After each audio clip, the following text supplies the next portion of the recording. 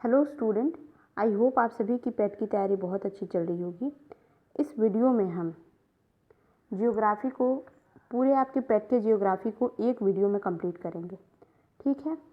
पर कंप्लीट करने से पहले मैं आपको जियोग्राफी का जो प्रीवियस ईयर पेपर आया था, मतलब 2021 का जो पेपर हुआ था, उसमें जियोग्राफी के कैसे क्वेश्चन पूछे थे वो आप एक बार दिखाऊंगी।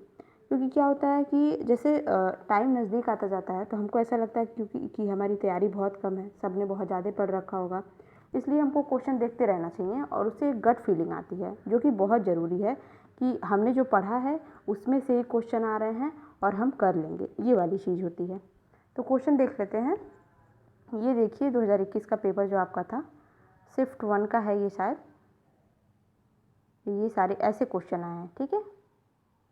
उद्यान पूछा है, नेशनल पार्क, फिर कहाँ पे कौन से मिनरल ज़्यादा पाए जाते हैं, फिर दर्रों के बारे में पूछा है, कौन सा दर्रा किस स्टेट को जोड़ता है, फिर बांध पूछा है, कौन सी नदी पे कौन से बांध हैं, ये इस टाइप के क्वेश्चन है। फिर देखिए यहाँ पे एक और, ये सिर्फ 2 का आई थिंक, तो इसमें नेशनल पार्क का क्वेश्चन पूछा है। फिर देखिए जो आपका रिवर वाला पहला जो सिलेबस का पहला ही पॉइंट है नदी सिस्टम, वो उसमें का क्वेश्चन है, ठीक है। और ये फिर देखिए पनबिजली योजना जो बहुउद्देशीय परियोजनाएं होती हैं उसका क्वेश्चन है। फिर ये अर्थ मूवमेंट का क्वेश्चन आ गया। फिर देखिए ये फिर उत्पादन की क्वेश्चन है। तो ये हमारा टोटल जो है क्वेश्चन देख लिया हमने, और मैंने इसी चैनल पे पूरा का पूरा क्वेश्चन सॉल्व करवाया है। मात्र 4 से 5 मिनट की वीडियो में सब कंप्लीट करवा दिया है, ज्योग्राफी का, फिर सारे सब्जेक्ट के करवाए हैं। तो चलिए स्टार्ट करते हैं अपना ज्योग्राफी, ठीक है। तो सबसे पहले हमारा जो टॉपिक है वो है रिवर सिस्टम आपको पढ़ना है, ठीक है। इंडियन ज्योग्राफी में सबसे पहला टॉपिक आपको रिवर के बारे में पढ़ना है। तो जैसा कि हम जानते हैं, अगर हम इंडिया को ऐसे देखें, बस ऐसे रफली बता रही हूँ, तो ये जो पूरा पोर्शन होता है वो पूरी हिमालयी सिस्टम होती है ना।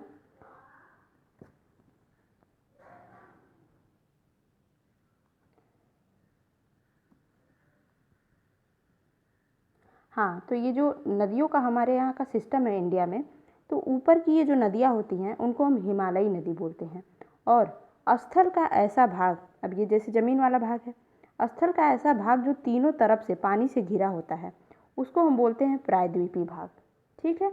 तो इंडिया में जो नीचे का भाग है, जो हम बोलते हैं साउथ इंडिया वाला पार्ट, वो कैसा है, प्रायद्वीपीय है, मतलब तीनों तरफ से जो है वाटर बॉडी से घिरा हुआ है, ठीक है। तो यहाँ से जितनी भी नदियाँ निकलती हैं उनको हम प्रायद्वीपीय नदियाँ बोलते हैं, और इधर ऊपर से जितनी भी नदियाँ आती हैं उनको हम हिमालयी नदी बोलते हैं। तो हो गया, यहाँ पे हमने क्लासिफिकेशन देख लिया कि नदियाँ कैसी होती हैं इंडिया में, ठीक। अब जो हिमालयी नदी होती है, ठीक है, हिमालयी नदी, उसमें 3 नदी आती हैं जो कि सबसे इम्पॉर्टेंट है। पहला है गंगा नदी, ब्रह्मपुत्रा नदी और सिंध नदी, ठीक।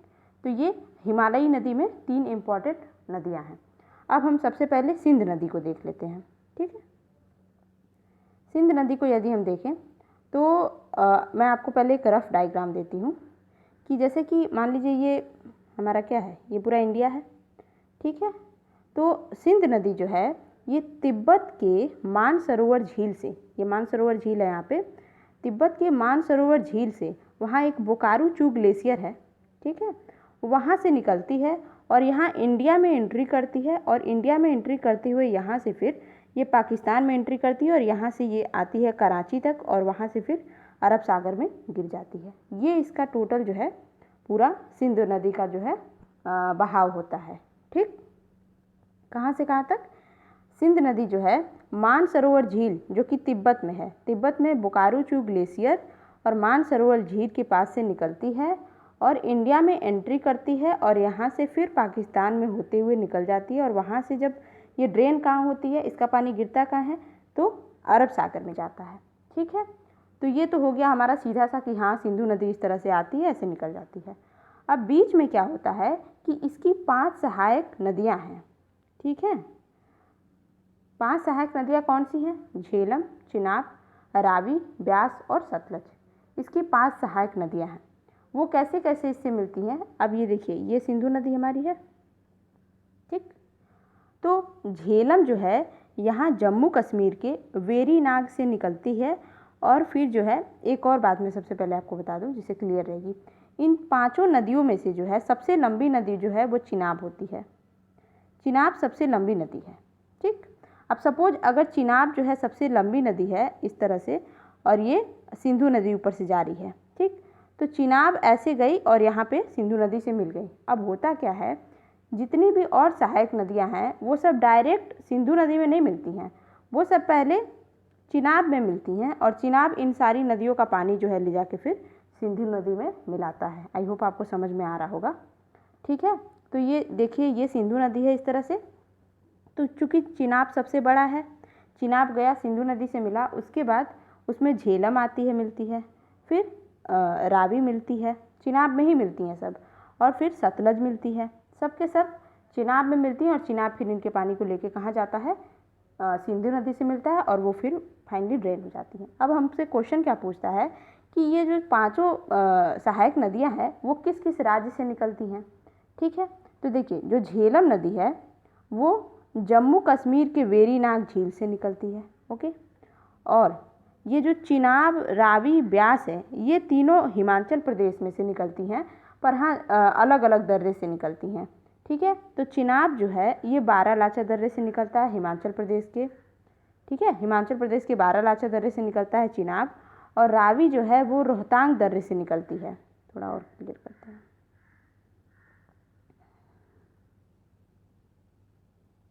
हाँ, ठीक है, तो रावी जो है वो रोहतांग दर्रे से निकलती है हिमाचल प्रदेश से ही, और जो सतलज है वो किसी स्टेट से नहीं निकलती है, वो खुद ये भी ग्लेशियर से निकलती है।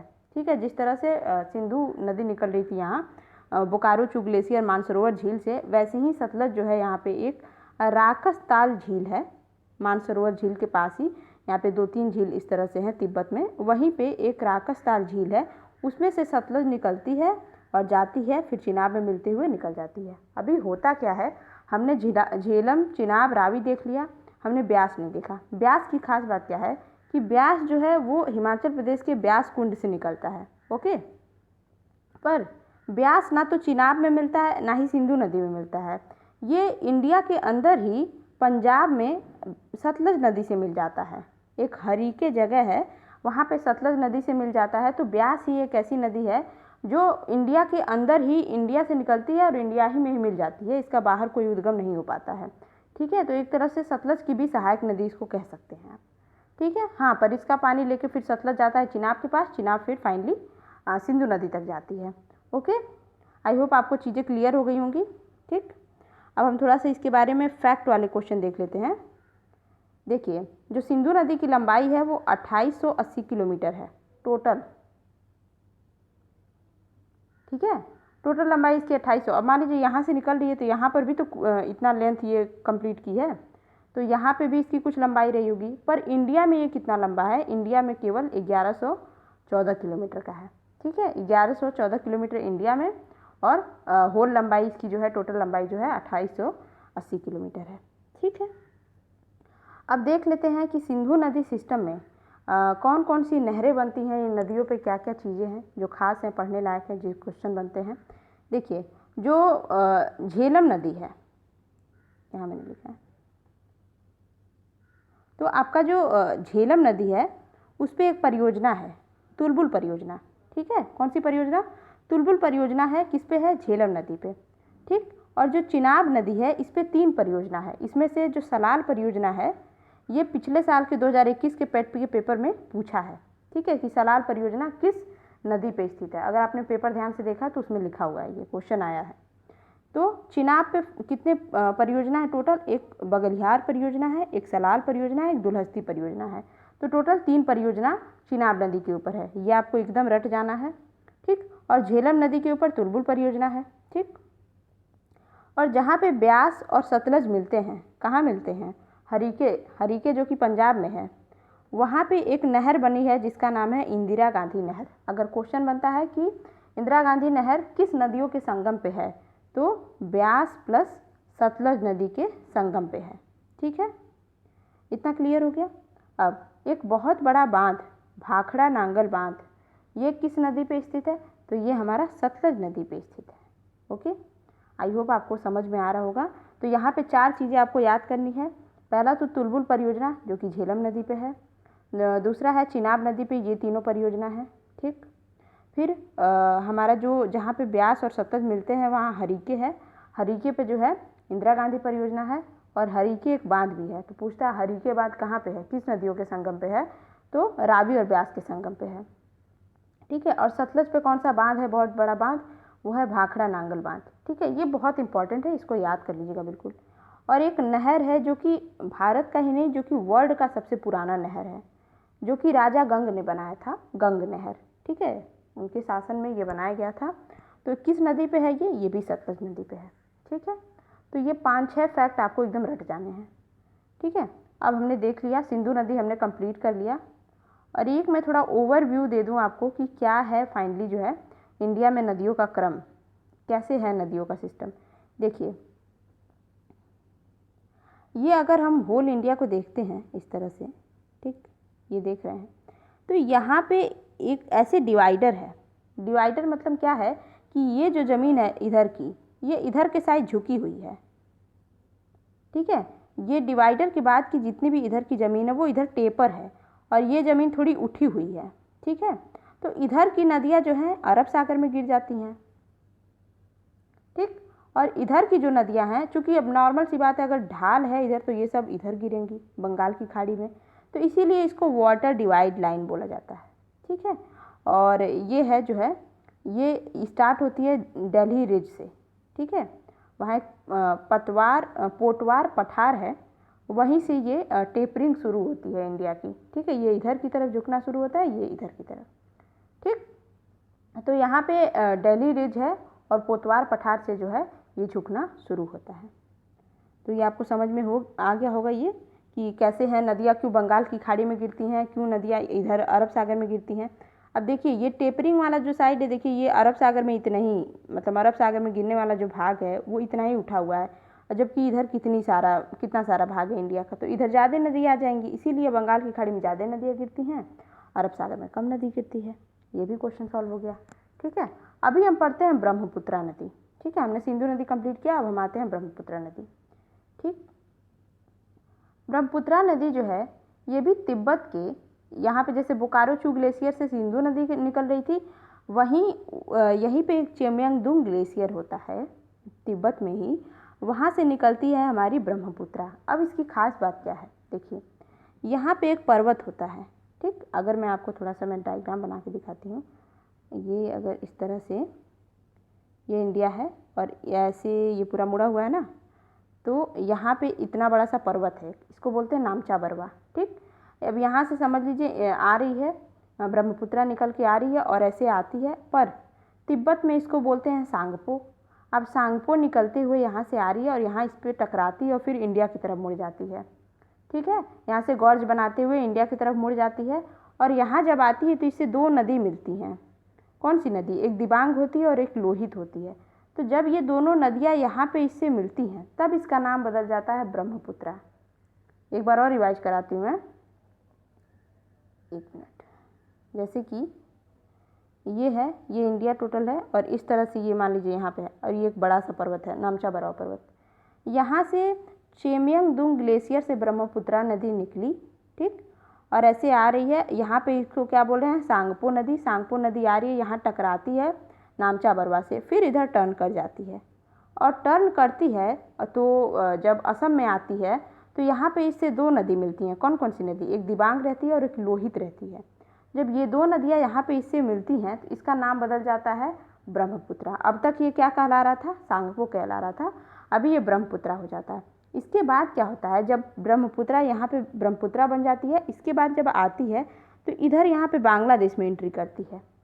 तो जब ये बांग्लादेश में एंट्री करती है तो इसका नाम बदल जाता है जमुना। ठीक, और इधर से गंगा आ रही होती है, और गंगा जब बांग्लादेश में एंट्री करती है तो उसका नाम बदल जाता है पद्मा। तो पद्मा और ये जमुना, ये जब दोनों यहाँ मिलती हैं तो इनका नाम हो जाता है मेघना। थोड़ा कन्फ्यूजन हो जाता है, एक बार मैं और बताती हूँ इसको कि देखिए, जब यहाँ पे ब्रह्मपुत्रा बना, दिबांग और लोहित के मिलने के बाद सांगपो नदी ब्रह्मपुत्रा बन गई। अब ब्रह्मपुत्रा आ रही है और यहाँ पे ये है बांग्लादेश। ठीक है, जैसे ही बांग्लादेश के अंदर आई इसका नाम बदल गया जमुना।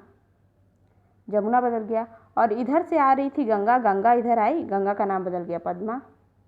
और जब ब्रह्मपुत्रा गंगा मिली, यानी कि जमुना और पद्मा मिली, तो यहाँ पे इन दोनों का नाम बदल जाता है मेघना।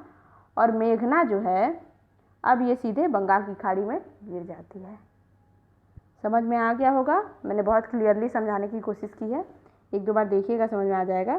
ठीक है, अब हम देखते हैं कि भाई जैसे कि सिंधु नदी की सहायक नदी थी, वैसे इसकी भी सहायक नदी होंगी। तो जब ये यहाँ से एंट्री किया यहाँ पे ये, तो देखिए दो नदी तो हमने वैसे पढ़ ली, एक तो दिबांग और एक लोहित। दिबांग और लोहित के मिलने से ही इसका नाम बदल जाता है ब्रह्मपुत्रा। अभी जब ये आगे आता है तो इसकी चार सहायक नदी और हैं। एक है लोहित, लोहित तो पहले ही पढ़ लिए। दिबांग और लोहित तो हो गया, एक भूरी है, एक दिहांग है, एक धनसरी है और एक कामेंग है। यानी कि दाएं साइड से ब्रह्मपुत्रा की सहायक नदी कौन कौन सी है? धनसरी, भूरी, एक दिबांग है, दिबांग नहीं, दिहांग है। ठीक है, दिहांग है और कामेंग है। ठीक है, देखिए दिबांग दिहांग में कंफ्यूज नहीं होइएगा। दिबांग और दिहांग ये दोनों ही ब्रह्मपुत्रा की सहायक नदी हैं, पर नाम कौन चेंज करवाती है? मतलब जब वो मिलती है तो नाम चेंज होता है, वो है दिबांग। बहुत क्लियरली बता रही हूँ यहाँ पे। ठीक है, तो छह सहायक नदी इसकी राइट हैंड साइड से मिलती है, मतलब कि दाएं साइड से इसे मिल रही है। कौन कौन सी? कामेंग है, धनसरी है, और यहाँ कट गया है थोड़ा सा, ये दिहांग है, फिर भूरी है, लोहित है और दिबांग है। ठीक है, हमने राइट हैंड साइड की सारी नदियों को देख लिया। अभी हम आते हैं लेफ्ट हैंड साइड में, मतलब कि इधर से कौन सी नदी मिल रही है। तो इधर से तीन सहायक नदी बहुत इंपॉर्टेंट है। एक तो सुबनसिरी रहती है, सुबनसिरी। ठीक है, मैं थोड़ा सा इसको बड़ा करती हूँ। हाँ, तो एक मिलती है सुबनसिरी, एक मिलती है, ये सुबनसिरी है। ठीक, ये मानस है और संकोश है।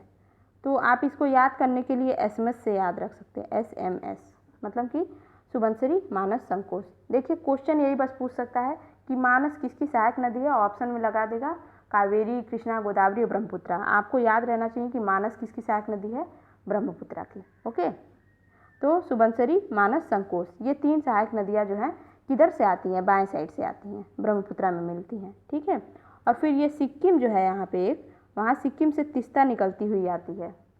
ठीक है, तीस्ता आती है तो ब्रह्मपुत्र को बहुत तेज से झटका देती है और ये इधर एकदम सीधे मुड़ जाती है। अभी ये आराम से ऐसे आ रही थी, अभी इसको एकदम प्रेस करती है, नीचे चली जाती है, मतलब एकदम जो है साउथवर्ड डायरेक्शन में आ जाती है। ठीक है, और यहाँ का तो मैंने आपको बता दिया कि यहाँ पे क्या होता है कि ब्रह्मपुत्रा जो है जमुना के फॉर्म में आती है और गंगा जो है हमारी पद्मा के फॉर्म में आती है। ये दोनों मिलती हैं। पूछता है मेघना किसका नाम है, किन दो नदियों का नाम है? ऑप्शन में दे सकता है आपको पद्मा और जमुना और गंगा और जमुना, तो वो भी सही है, पद्मा जमुना भी सही है और गंगा ब्रह्मपुत्रा भी सही है। ठीक है, तो कंफ्यूज नहीं होना है। और ये बांग्लादेश से हो, फिर आके बांग्लादेश में क्या होती हैं, उसके बाद से बंगाल की खाड़ी में क्या है, मिल जाती हैं।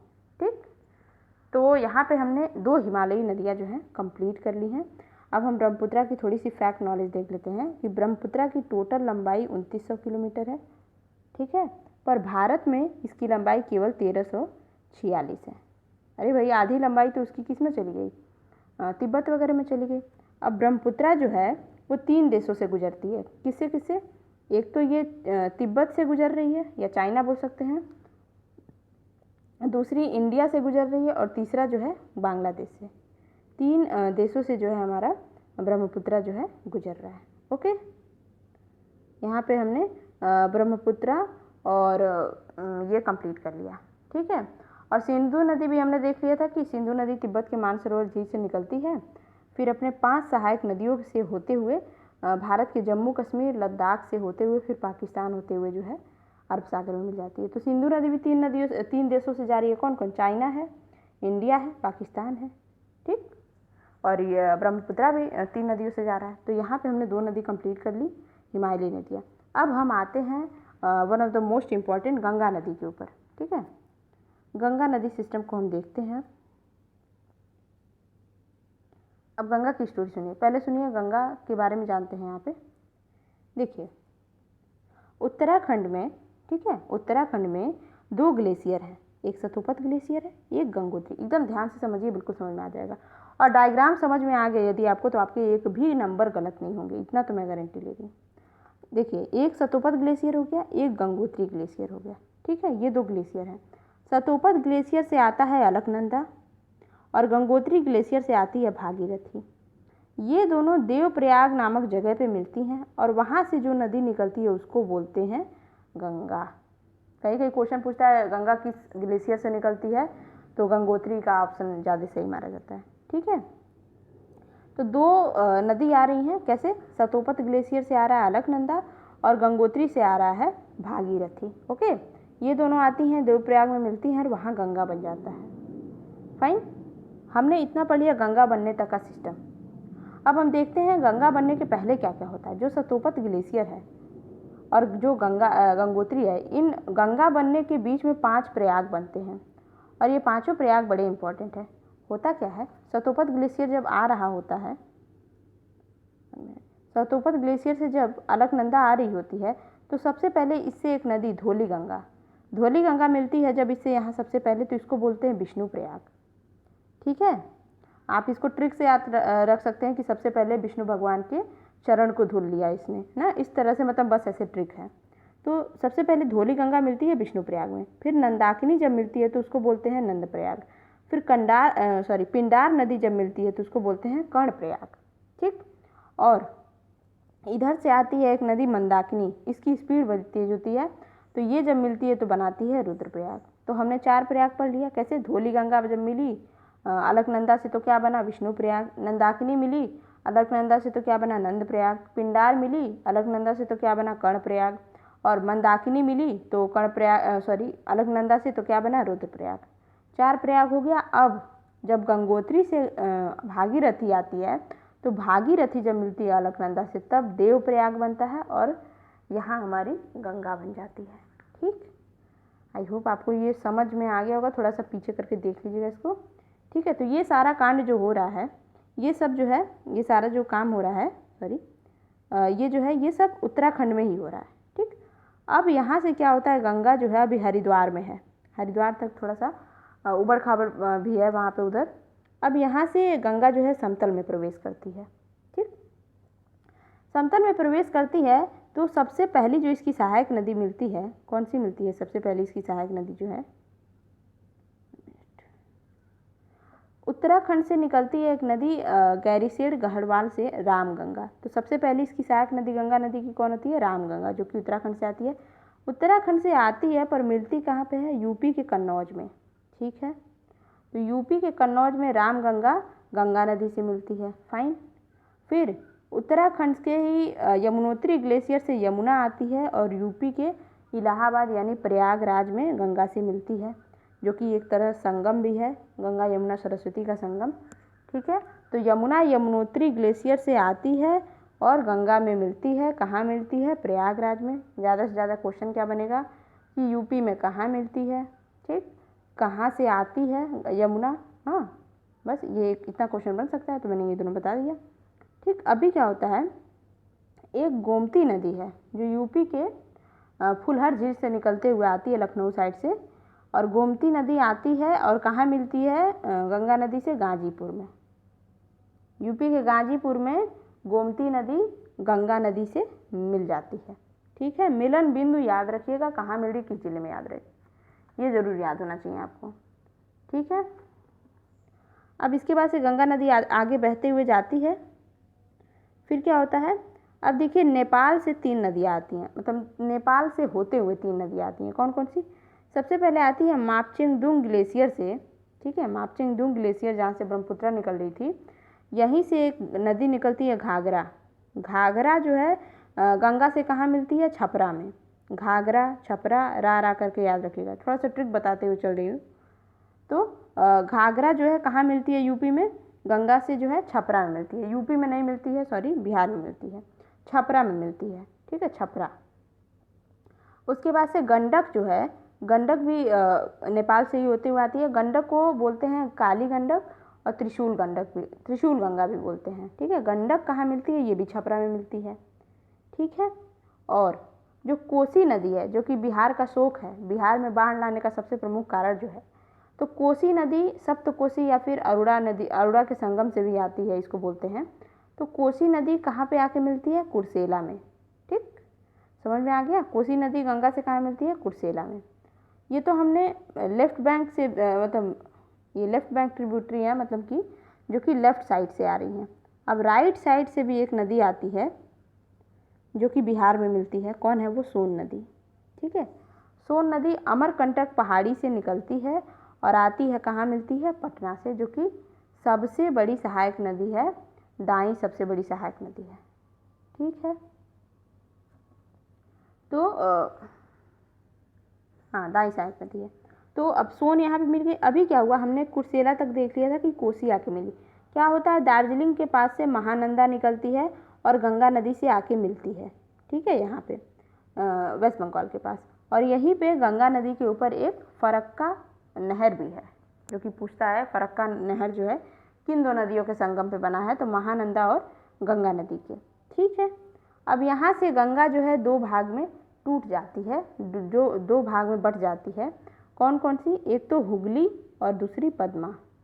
अब आपको याद आया, यही पद्मा जाके अब यहाँ से बांग्लादेश शुरू हो गया। यहाँ पे बांग्लादेश में पद्मा आ गई और इधर से जमुना आती है, यहाँ मेघना बन जाती है। ठीक है, अब यहाँ पे फरक्का नहर बनाती है, उसके बाद से ये इधर आ जाती है और यहाँ ये हुगली नदी इधर निकल जाती है वेस्ट बंगाल में, पश्चिम बंगाल में। अभी क्या था, हुगली नदी से एक और नदी निकल जाती है इसी में से, तो उसको बोलते हैं दामोदर नदी। और ये दामोदर नदी सहायक नदी नहीं है यूपी गंगा की। ठीक है, ये डिस्ट्रीब्यूटरी है, ये इसमें से निकली हुई एक छोटी नदी है। छोटी नहीं कहिए, ये बहुत भयानक नदी है, ये बंगाल का शोक है। दामोदर नदी कितनी बार बाढ़ ला चुकी है ये। ठीक है, यहाँ आपको समझ में आ गया होगा। अब हम देखते हैं यमुना के बारे में। यमुना का बहुत क्वेश्चन पूछता है, जो कि यमुना गंगा की सबसे बड़ी सहायक नदी है ना। देखिए, यमुना जो है उत्तराखंड के यमुनोत्री ग्लेशियर के पास, बंदरपुच ग्लेशियर है, यमुनोत्री ग्लेशियर से निकलती है और आके जो है गंगा से कहाँ मिल जाती है? प्रयागराज में। उसके मिलने से पहले क्या होता है कि इसकी सहायक नदी जो होती हैं दाएं साइड में जो है, राइट हैंड साइड में इसकी 4 सहायक नदियां हैं। कौन कौन सी? केन, बेतवा, सिंध और चंबल। केन, बेतवा, सिंध और चंबल। KBS करके याद कर सकते हैं आप चाहें तो, KBSC। ठीक है, KBSC। तो केन, बेतवा, सिंध, चंबल। ठीक है, ये चारों जो हैं यमुना की सहायक नदियां हैं। किधर से मिलती हैं? दाएं साइड से मिलती हैं। और बाएं साइड से जो इसकी सहायक नदियाँ वो इतनी इंपॉर्टेंट नहीं है, पूछा नहीं है कभी, तो अगर चाहें तो देख सकते हैं, हिंडन, रिंड, सेंगर और वरुणा। ठीक है, तो ये हो गया हमारे गंगा नदी का पूरा सिस्टम। गंगा नदी कैसे आती है, कहाँ किससे मिलती है, इसकी कौन कौन सी सहायक नदियाँ हैं। बहुत परेशान होने की ज़रूरत नहीं, इसमें ज़्यादा से ज़्यादा क्वेश्चन यही बन सकता है, इसकी सहायक नदी कहाँ पर मिलती हैं और कहाँ से निकलती हैं, यही इंपॉर्टेंट है। किस स्टेट में मिलती हैं, किस ज़िले में मिलती हैं, बस ये दिमाग में एकदम फिट कर लीजिएगा आप। हम देख लेते हैं गंगा नदी की कौन कौन सी सहायक नदियों पे कोई बांध वगैरह है क्या। देखिए, जो गंगोत्री है, गंगोत्री ग्लेशियर है, वहाँ से जो भागीरथी निकल रही है उसके ऊपर भारत की सबसे ऊंची बांध है टिहरी बांध। क्योंकि देखिए उत्तराखंड सबसे ऊपर है, पहाड़ी से निकल रहा है, तो उस पर जो बांध होगा वो बाकी के राज्यों के बांध से तो सबसे बड़ा होगा, सबसे ऊँचा होगा, बड़ा नहीं ऊँचा। तो भागीरथी पे कौन सी बांध है? टिहरी बांध। क्या नाम है? टिहरी बांध है। ठीक है, और एक और नहर हमने देखा था अभी, फरक्का नहर। कहाँ पे देखा था? महानंदा, जहाँ पे गंगा से आके मिल रही है पश्चिम बंगाल के पास। ठीक है, और जो दामोदर नदी जो कि बंगाल का शोक है, उसके ऊपर कौन सा बांध है? तिलैया बांध है। ठीक है, कौन सा बांध है? तिलैया बांध है। ठीक है, और जो चंबल है जो कि यमुना की सहायक नदी है, उस पर कौन सी बांध है? तो वो है Gandhi Sagar dam. This one is very important, इसको एकदम दिमाग में रखिएगा। गांधी सागर बांध किस नदी के ऊपर है? तो चंबल नदी के ऊपर है, जो कि खुद यमुना की सहायक नदी है। ठीक है, चंबल कहाँ पे है? MP में है, इंदौर में, है ना। यहाँ आपको समझ में आ गया होगा। ये हमने पूरा तीनों नदी सिस्टम देख लिया, सिंधु, गंगा और यमुना, सॉरी सिंधु, गंगा और ब्रह्मपुत्र। तो हमने हिमालयी नदी कंप्लीट कर ली। अब हम आते हैं प्रायद्वीपीय नदी में। जैसा मैंने आपको बताया था, प्रायद्वीप जो है हमारा थोड़ा टेपर है, तो कुछ नदियाँ बंगाल की खाड़ी में गिरती हैं और कुछ कहाँ गिरती हैं? अरब सागर में। अब हम देखते हैं जो, अच्छा एक और खास बात मैंने भूल गई, एक मिनट, हाँ, जो गंगा नदी है वो टोटल 5 राज्यों से गुजरती है। कौन कौन सी? उत्तराखंड, उत्तर प्रदेश, बिहार, झारखंड और वेस्ट बंगाल। कौन कौन सा? उत्तराखंड, उत्तर प्रदेश, बिहार, झारखंड और पश्चिम बंगाल। ठीक है, और कितने देश से गुजर रही है? तो हमारी गंगा जो है अंदर ही अंदर रह जा रही है, बाहर तो जा नहीं रही है। तो भारत और बांग्लादेश 2 देशों से गुजर रही है और इसकी लंबाई कितनी होती है? तो 2525 किलोमीटर है और इसलिए ये भारत की सबसे लंबी नदी है और भारत का एक तरह से कह लीजिए मेरुदंड है, बोन मैरो है। ठीक है, अब हम प्रायद्वीपीय नदी देख लेते हैं। प्रायद्वीपीय नदी जो है ये हिमालय से पुरानी सिस्टम है, क्योंकि हिमालय तो अभी भी बन रहा है, पर प्रायद्वीपीय नदी जो है सबसे पुरानी है। ठीक है, अब जो नदी जो है, कुछ नदी बंगाल की खाड़ी में गिरती होंगी, कुछ नदी अरब सागर में गिरती होंगी, कुछ बंगाल की खाड़ी में। यहाँ पे हम देख रहे हैं कौन सी नदी अरब सागर में गिरती है। ठीक है, देखिए हम स्टेट वाइज देख लेते हैं किस स्टेट से कौन कौन सी नदी निकली है। देखिए राजस्थान से 3 नदी निकलती हैं, एक लूनी नदी है, एक साबरमती है और एक बनास है। ठीक, इम्पॉर्टेंट कौन सी है इसमें से? देखिए लूनी नदी पूछता है कौन सी ऐसी नदी है जो विलुप्त हो जाती है। तो लूनी नदी है जो विलुप्त हो जाती है। कहाँ से निकलती है? अजमेर पुष्कर से निकलती है और गुजरात के रन ऑफ कच्छ यानी कच्छ की खाड़ी में जो है विलुप्त हो जाती है, गिरती ही नहीं है, मतलब किसी सागर में मिलती नहीं है, वो बालू में ही अपने स्थल में ही विलुप्त हो जाती है लूनी नदी। ठीक है, तो लूनी नदी को एकदम अच्छे से याद रख लीजिएगा। कहाँ की नदी है? राजस्थान से निकलती है और कहाँ मिल जाती है? मतलब गुजरात के रन ऑफ कच्छ में गायब हो जाती है, इसको विलुप्त नदी बोलते हैं। ठीक है, ये कितनी लंबी है? तो 495 किलोमीटर लंबी है। ओके, और किस पर्वत चोटी से निकलती है? अरावली पर्वत चोटी से निकलती है, अरावली श्रेणी से निकलती है। देखिए राजस्थान की जो अरावली पर्वत श्रेणी है वो सबसे पुरानी पर्वत श्रेणी है, जो कि अब धीरे धीरे ख़त्म हो चुकी है और उसका थोड़ा सा ही भाग बचा हुआ है, उठा हुआ। बाकी वो बहुत बड़ा पर्वत हुआ करता था, वो ख़त्म हो रहा है अब। ठीक है, हमने राजस्थान की तीनों नदी देख ली, साबरमती और बनास। अब गुजरात है, इसके नीचे गुजरात से देखिए कोई नदी नहीं निकल रही है। ठीक, अब जो मध्य प्रदेश है वो खास है, क्योंकि मध्य प्रदेश से जो है अरब सागर में गिरने वाली 3 महत्वपूर्ण नदियाँ निकलती हैं। 3 महत्वपूर्ण नदी कौन सी हैं? एक तो है आपका नर्मदा, दूसरा है ताप्ती और तीसरा कौन सा है? माही नदी है। अब जरा देखिए मैं आपको एक बात बताती हूँ। ठीक है, यहाँ पे जो है मध्य प्रदेश के पास ऐसे ऐसे करके पर्वत हैं, 3 पर्वत श्रेणियाँ हैं। हाँ, तो ये है आपकी विंध्य पर्वत श्रेणी, ये सतपुड़ा पर्वत श्रेणी है और ये है आपकी अजंता पर्वत श्रेणी, है ना। जैसे 1 2 3 इस तरह से 3 पर्वत श्रेणियाँ हैं। ये विंध्य है, ये सतपुड़ा है और ये है अजंता पर्वत श्रेणी। ठीक है, होता क्या है कि विंध्य और सतपुड़ा के बीच से यहाँ से नर्मदा निकलती है, ठीक है, मध्य प्रदेश में से, और सतपुड़ा और अजंता के बीच में से ताप्ती निकल रही है। ठीक है, यही पूछता है क्वेश्चन कि नर्मदा किस 2 पहाड़ियों के बीच से निकलती है? तो विंध्य और सतपुड़ा के बीच में से, और ताप्ती किन 2 पहाड़ियों के बीच में से गुजरती है? तो सतपुड़ा और अजंता के बीच में से। ठीक है, ये बहुत इंपॉर्टेंट है। अब जो नर्मदा नदी है वो किस पहाड़ से निकलती है? मान लीजिए 2 पर्वत श्रेणियों के बीच से निकल रही है, खुद किस पर्वत से निकल रही है? तो नर्मदा जो है वो मैकाल पर्वत से निकल रही है। किस पर्वत से? मैकाल पर्वत से निकल रही है। और नर्मदा कितनी लंबी है? तो 1312 किलोमीटर लंबी है।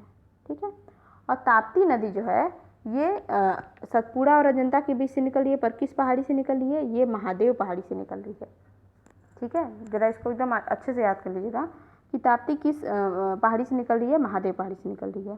ठीक है, ताप्ती कितनी लंबी है? तो 724 किलोमीटर है। ओके, ये हमने सबसे इम्पॉर्टेंट चीज़ देख ली, जो कि अरब सागर में गिरने वाली नदियों में ये 3 इम्पॉर्टेंट नदियाँ हैं। ठीक है, और देख लेते हैं क्या है।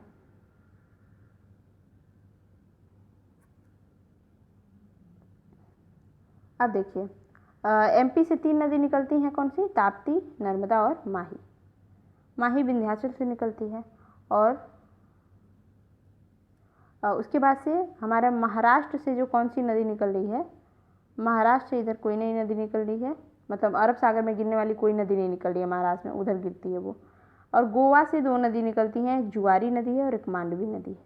ठीक है, मांडवी नदी जो है ये इतने घेरे में है, तो मांडवी नदी कर्नाटक में भी आती है और गोवा में भी आती है। तो कौन कौन सी 2 नदी हैं गोवा वाली? वो है एक जुआरी नदी और एक है मांडवी नदी। ठीक है, और कर्नाटक से 3 नदी निकलती हैं, कौन कौन सी? मांडवी हो जाएगी, शरावती हो जाएगी, गंगावेली आ जाएगी। ठीक है, मांडवी, शरावती और गंगावेली। और केरला से भी 2 नदी निकलती है। यहाँ पे थोड़ा सा मिस्टेक मिट गया है ये। तो केरला से 2 नदी निकलती हैं, एक पेरियार है और दूसरा कौन सा है, भरतपुजा। ठीक है, ये इधर गिरती है, मैंने इधर बस ऐसे लिखने के लिए बनाया है, ये भी इधर ही गिरती है। ठीक है, अरब सागर में। तो ये हमने यहाँ पे देख लिया कौन कौन सी नदी अरब सागर में गिरती हैं। अब इसमें से क्या कौन से नदी इम्पोर्टेंट है तो देख लेते हैं। देखिए, नर्मदा नदी के ऊपर जो कि अमरकंटक के जो है महाकाल पर्वत से निकलती है, विंध्य और सतपुड़ा के बीच में से, है ना। तो नर्मदा नदी जो है इसके ऊपर धुआंधार जलप्रपात है, मतलब कि वाटरफॉल है, झरना। ठीक है, तो धुआंधार जलप्रपात पूछ सकता है किस किस नदी के ऊपर बना है, तो नर्मदा नदी के ऊपर, जो कि जबलपुर में है। और कपिल धारा जलप्रपात कहाँ बना है, ये भी नर्मदा नदी के ऊपर है। ठीक है, तो ये 2 जलप्रपात आपको याद कर लेना है। कौन कौन सा, एक धुआंधार है, एक कपिल धारा है। और ताप्ती के ऊपर जो है 2 परियोजना है। कौन सा, एक तो उकाई परियोजना ताप्ती के ऊपर है ना, उकाई परियोजना ताप्ती के ऊपर है। और एक काका पार परियोजना और उकाई परियोजना किस नदी के ऊपर है, ताप्ती नदी के ऊपर है ना। अब देखिए, जो मांडवी नदी थी उसके ऊपर एक जलप्रपात है, उसका नाम है दूध सागर जलप्रपात है मांडवी नदी के ऊपर। और जो हमारा शरावती नदी था कर्नाटक वाला, उसके ऊपर भारत की सबसे चौड़ी जलप्रपात है, जिसका नाम क्या है, जिसका नाम है जोग जलप्रपात। अभी हमने देखा था टिहरी बांध जो सबसे ऊंचा बांध था, जो कि भागीरथी पे था। अब ये शरावती नदी पे सबसे चौड़ा जलप्रपात है जोग जलप्रपात। ठीक है, और जो गंगा वैली है उसके ऊपर जो है इडुक्की परियोजना है। ठीक है, इडुक्की परियोजना उसके ऊपर। ठीक है, तो यहाँ पे हमने अरब सागर का देख लिया। इडुक्की परियोजना यहाँ पे है, थोड़ा कन्फ्यूजन हो गया था। देखिए, जो इडुक्की परियोजना है ना वो पेरियार नदी के ऊपर है, मतलब गलत हो जाता आपका एक क्वेश्चन। तो केरल से 2 नदी निकल रही थी ना, एक पेरियार और भरतपुजा। ठीक है, तो जो इडुक्की जल परियोजना है वो पेरियार नदी के ऊपर है ना। तो यहाँ पे हमने अरब सागर वाली सारी नदी और उसकी परियोजनाएं देख ली। अब हम चलते हैं, जो नदी कहाँ गिरती है, जो नदी जो है बंगाल की खाड़ी में गिर रही है, जो नदी बंगाल की खाड़ी में गिर रही है वो देखते हैं, है ना। तो प्रायद्वीपीय नदियों में जो है अगर लंबाई की बात करें एक तरह से, तो सबसे लंबी नदी है गोदावरी, उसके बाद है कृष्णा। ठीक है, तो गोदावरी जो है सबसे लंबी नदी है, 1465 किलोमीटर लंबी है ना। अब हम चलते हैं, देखते हैं स्टेट वाइज, जैसे उसको देखा था वैसे इसको देख लेते हैं। देखिए, जो हमारा झारखंड है उससे 3 महत्वपूर्ण नदियाँ निकलती हैं, एक ब्रह्मणी, एक दामोदर और एक स्वर्णरेखा, है ना। 3 नदी यहाँ से निकलती है, ब्रह्मणी, दामोदर और स्वर्णरेखा। तो दामोदर के ऊपर दामोदर घाटी परियोजना। यहाँ सबसे अच्छी बात क्या है कि इसके नाम के ऊपर जो है नदी का नाम और परियोजना का नाम सेम है, तो आपको ऑप्शन मारने में दिक्कत नहीं होगी, दामोदर घाटी परियोजना, है ना। और स्वर्णरेखा परियोजना। अब क्या है, कौन कौन से किसी पठार का कहाँ किस पठार से निकलता है, ये थोड़ा इंपॉर्टेंट है। तो दामोदर नदी छोटा नागपुर पठार से निकलती है और स्वर्णरेखा जो है रांची पठार से निकलती है ना। ये इंपॉर्टेंट है कि स्टेट से निकल रही हैं तो झारखंड से निकल रही हैं, दामोदर, स्वर्णरेखा और ब्रह्मणी। 3 नदियाँ देख ली हमने। अभी हम आते हैं वेस्ट बंगाल में। ये पश्चिम बंगाल से पक्षी निकलता है, मैंने ट्रिक बनाया है कि पश्चिम बंगाल से पक्षी निकलता है, पक्षी मतलब मयूराक्षी। ठीक है, तो मयूराक्षी नदी किस स्टेट से निकल रही है, पश्चिम बंगाल से। और इस पर कौन सी परियोजना है, मयूराक्षी परियोजना। नेम सेम है इनका। अब देखिए, उड़ीसा से एक नदी निकलती है, कौन सी नदी, वैतरणी नदी। ठीक है, और ये एक ही नदी काफ़ी है। देखिए, इस नदी के ऊपर सबसे बड़ा वर्ल्ड का लार्जेस्ट बांध है, वो है हीराकुंड, है ना। तो सॉरी नहीं, एक मिनट, ये महानदी के ऊपर है, ये महानदी के ऊपर है, कंफ्यूज नहीं होगा। तो उड़ीसा से एक नदी निकल रही है, उसका नाम है वैतरणी नदी। और ये किस पठार से निकल रही है, तो क्योंझर पठार से निकल रही है। किस पठार से, क्योंझर पठार से। ओके, अब हम चलते हैं छत्तीसगढ़ में। छत्तीसगढ़ से भी 2 नदी निकल रही है, कौन कौन सी, एक तो इंद्रावती निकल रही है और दूसरी जो है महानदी निकल रही है, इंद्रावती और महानदी। ठीक है, महानदी के ऊपर दुनिया का सबसे बड़ा बांध है हीराकुंड बांध। तो वो किस स्टेट से निकलती है, महानदी जो है छत्तीसगढ़ से निकलती है और इसके ऊपर विश्व का सबसे बड़ा बांध है, ठीक है। और महानदी सिहावा पहाड़ी से निकलती है और 3 स्टेट को मतलब जो है क्रॉस करती है, मध्य प्रदेश, छत्तीसगढ़, उड़ीसा को। ओके, अभी हम आ जाते हैं इंद्रावती। इंद्रावती नदी जो निकल रही थी उसके ऊपर जो है चित्रकूट जलप्रपात है, जो कि भारत का नियाग्रा है। नियाग्रा जलप्रपात जो होता है वो पूरे विश्व का सबसे बड़ा जलप्रपात है, ठीक है। देखिए, बांध और जलप्रपात में थोड़ा सा मतलब समझिएगा कि क्या अंतर है, क्वेश्चन बहुत गलत हो जाता है, इससे हम कंफ्यूज जाते हैं। तो ये बांध है, हीराकुंड बांध है वर्ल्ड का लार्जेस्ट, और चित्रकूट जलप्रपात जो है इसको भारत का नियाग्रा बोलते हैं। क्यों? क्योंकि नियाग्रा जो है पूरे वर्ल्ड का सबसे बड़ा वाटरफॉल है ना। तो इसलिए ये भारत का सबसे बड़ा वाटरफॉल है चित्रकूट, इसलिए इसको भारत का नियाग्रा बोलते हैं, ठीक है। आई होप आपको क्लियर हो रहा होगा, ठीक है। अभी हम देख लेते हैं, हमने ये छत्तीसगढ़ उड़ीसा की नदियाँ देख ली। अब हम देखते हैं महाराष्ट्र से 2 नदी निकल रही है, जो कि बहुत ही इंपॉर्टेंट है। महाराष्ट्र से 2 नदी कौन सी निकल रही है? महाराष्ट्र से नदी निकल रही है, एक तो है गोदावरी, है ना, एक गोदावरी है और एक कृष्णा है। और पूरे प्रायद्वीप की सबसे लंबी नदी ये है, दूसरे नंबर पे ये है। देखिए कितनी महत्वपूर्ण नदियाँ निकल रही हैं। तो महाराष्ट्र से 2 नदी गोदावरी और कृष्णा निकली। गोदावरी कहाँ से निकलती है? तो त्र्यंबकेश्वर पहाड़ी, नासिक के त्र्यंबकेश्वर पहाड़ी से निकलती है गोदावरी। और कृष्णा जो है वो पश्चिम घाट के जो है महाबलेश्वर से निकलती है ना। ये दोनों जगह याद रखिएगा। और स्टेट की बात करें तो स्टेट ये सारे स्टेट शेयर करते हुए आती है। ये कौन कौन से हैं? MP है, महाराष्ट्र है, उड़ीसा है, छत्तीसगढ़ है, आंध्र प्रदेश है। और कृष्णा नदी जो है ये आपकी पश्चिम घाट, महाराष्ट्र, कर्नाटक, आंध्र प्रदेश और तेलंगाना को शेयर करते हुए आती है ना। अब देखते हैं किसी के ऊपर कुछ खास बांध है। तो कृष्णा नदी के ऊपर कौन सी बांध है? आलामाटी बांध, है ना। कृष्णा नदी के ऊपर आलामाटी बांध है और नागार्जुन सागर बांध है, जो कि पिछले बार आपके क्वेश्चन पेपर में पूछा था। नागार्जुन सागर बांध किस नदी के ऊपर है? ठीक है, तो ये कृष्णा नदी के ऊपर है और आलामाटी भी कृष्णा नदी के ऊपर है। अभी हम आ जाते हैं कि कौन कौन सी नदियाँ कर्नाटक से निकल रही हैं। तो कर्नाटक से भी 2 नदी निकलती हैं, एक है पेन्नार और दूसरी है कावेरी, ठीक। पेन्नार और कावेरी नदी निकलती है।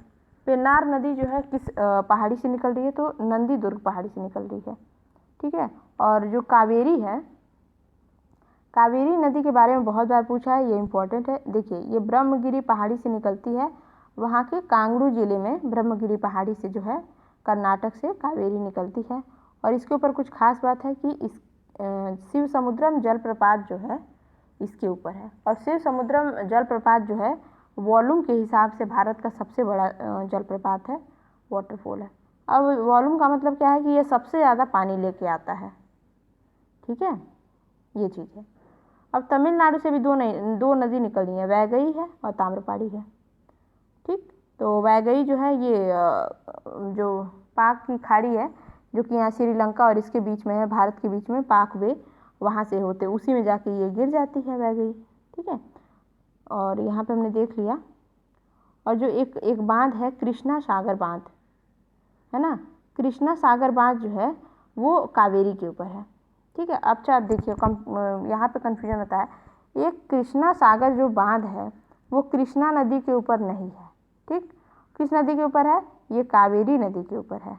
और जो नागार्जुन सागर बांध है वो किस नदी पे है? वो आपको मैं छोटा सा ट्रिक बताया कि नागार्जुन यानी अर्जुन आ रहा है इसमें ना। अर्जुन किसके भक्त थे? अर्जुन किसको अपना साथी मानते थे? कृष्णा को। तो कहाँ रहेंगे? कृष्णा नदी के साथ रहेंगे। बस ऐसे ट्रिक बताया है। तो नागार्जुन कृष्णा नदी पे और खुद कृष्णा जो है वो कावेरी नदी के ऊपर। Is it?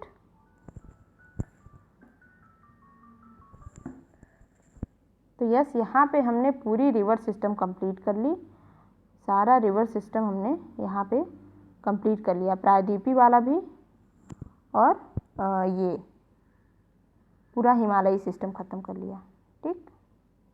सारी नदी सिस्टम ख़त्म कर ली। ये छोटा सा एक टॉपिक है भूमि जल ग्राउंड सिस्टम वाला, जो आपका है कि भूमि जल संसाधन वाला, ये भी थोड़ा सा देख लीजिए। 1 मिनट। हाँ, जो भूमि जल संसाधन होता है मतलब कि हमारे जो पृथ्वी है उसमें वाटर का क्या सिस्टम, वाटर कैसे है। देखिए, जो पहली बात तो जो अर्थ में जो पानी है, जो पृथ्वी पे जो पानी है उसमें 97% समुद्र का पानी है। मतलब अब समुद्र का पानी कैसा होता है? खारा होता है, सॉल्टी होता है। केवल 3% पानी ही हम उपयोग कर सकते हैं, है ना। अब उस 3% में भी पानी कैसे कैसे उपयोग होता है, कहाँ कहाँ से हमको ये 3% पानी मिलता है वो देखिए। 3% पानी में से सबसे ज़्यादा पानी आता है साफ़ वाला जो है वो ग्लेशियर से, यानी हमारे लिए यूज वाला जो पानी उसमें सबसे ज़्यादा कौन देता है पानी हमें, वो ग्लेशियर से, जो हिम नदी पिघलती है ना ग्लेशियर वो। और उसके बाद से सेकंड नंबर पे है ग्राउंड वाटर, यानी कि हम जो नल चलाते हैं तो पानी जहाँ से आता है ग्राउंड वाटर। फिर झील की जो पानी है, तो अगर क्वेश्चन में पूछता है कि सबसे ज़्यादा पानी का जो क्रम है सोर्स ऑफ वाटर में, सबसे शुद्ध पानी का जो क्रम है, तो सबसे ज़्यादा हमको कहाँ से मिलता है, ग्लेशियर से, फिर ग्राउंड वाटर से, और फिर झीलों से मिलता है ना। अब हम देख लेते हैं भारत में सबसे ज़्यादा पानी का प्रयोग कहाँ पे होता है। तो भारत में सबसे ज़्यादा पानी का प्रयोग जो है एग्रीकल्चर में होता है। पूरे वर्ल्ड में भारत सबसे ज़्यादा खेती में पानी यूज करता है। इतना यूज किया कि पंजाब पूरा, मतलब उसमें 10 मीटर तक पानी ही नहीं मिलेगा आपको, और नीचे जाने पर भी पानी नहीं मिलता है। 10 मीटर मैंने कम ही बोला है, ठीक है। तो भारत में पानी के प्रयोग की बात करें तो सबसे ज़्यादा एग्रीकल्चर में यूज होता है, फिर म्यूनसिपालिटी में यूज होता है, फिर इंडस्ट्री में यूज होता है, और उसके बाद से और चीज़ों में। और जो ये इंडस्ट्री है, उद्योग है, उसमें भी सबसे ज़्यादा थर्मल इंडस्ट्री में यूज होता है। तो ये हमारे टोटल पानी का विस्तार है, ठीक है। और देखिए, जो प्रायद्वीप का जो पानी है और जो उत्तरी भारत का पानी है, मतलब कि हमारे जो प्रायद्वीपीय क्षेत्र का पानी है वो जो है रिन्यूएबल नहीं है, मतलब कि वो अगर ख़त्म होता है तो हमको दोबारा मिल नहीं सकता है, ठीक है। और ये रिन्यूएबल है जो हिमालय की पानी है, फिर ये क्योंकि ये ग्लेशियर से होते हुए आ रहे हैं, और ये जो है ये बरसात के माध्यम से अपने पानी का स्रोत पूरा करते हैं।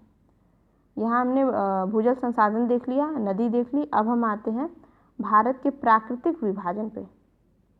अगर एक सरसरी निगाह डालेंगे तो आपको पता चलेगा कि जो हमारा भारत का मैप है ना, उसमें 5 तरह की चीज़ें देखने को मिलती हैं। एक तो ये देखिए, पूरा ये पहाड़ से भरा हुआ है, इसको हम बोलते हैं उत्तरी पर्वत, है ना।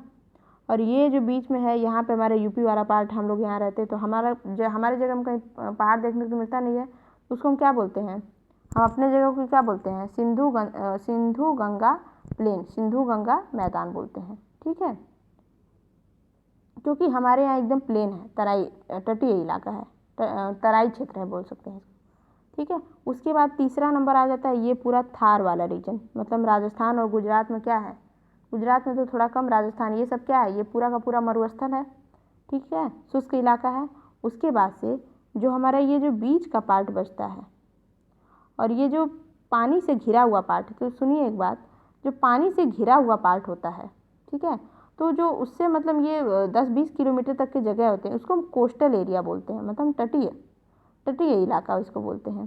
तो एक ये हो गया ये, और जो ये बीच का भाग है, ये पेनिनसुला रीजन है, इसमें से भी इतना जो भाग है ये दक्कन है, और ये जो है ये मध्य उच्च भूमि है, यानी इसमें एमपी महाराष्ट्र वगैरह आ जाते हैं। तो ये हमारे भारत का जो है नेचुरल डेविएशन है, हम देख सकते हैं, है ना।